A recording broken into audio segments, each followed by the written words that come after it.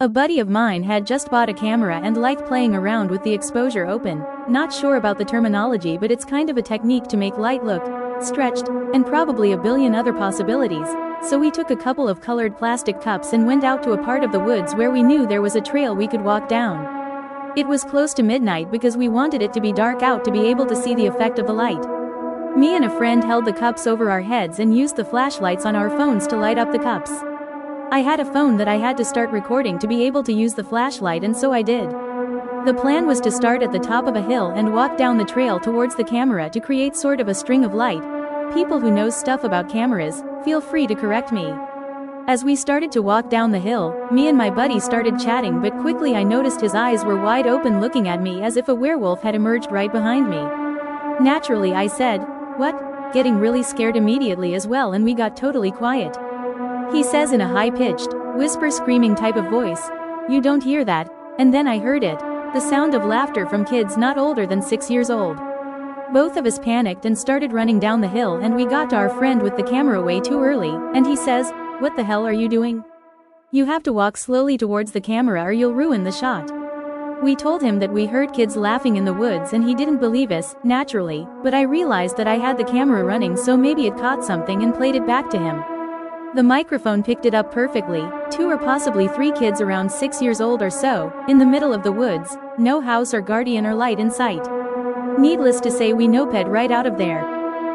Lived on a decent-sized family farm in central NY as a kid. We owned about 120 acres, half of which was woods, and lived right across the road from about 3,000 acres of state forest with miles of hiking and snowmobile trails throughout. Mid-December a couple years ago I was out checking fencing. It's 8 or 9 p.m., and it gets dark pretty early in the winter up there. So I'm walking the fence line along the dirt road that separates our land from the big old state forest on the other side, when I notice this light out there in the trees. First thought was a snowmobile, of course, makes sense, but it wasn't moving.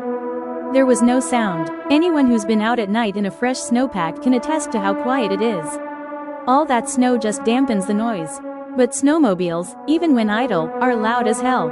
And I heard nothing. I stopped and watched it for a bit. Felt really long, and I finally decided I'd yell over to them, assuming it was someone having engine trouble or something, and ask if they needed anything. Second I opened my mouth, the light started moving. Fast. And I could see it passing behind trees, sometimes fading as if it was moving away, and sometimes coming so close to the road it lit up the bushes a few feet in front of me. And then it just slowly faded back into the woods and out of sight. Never a single fucking sound. I left for college just a few months later. But I let my dad check the fencing on that field after that. And I avoided those woods like the plague.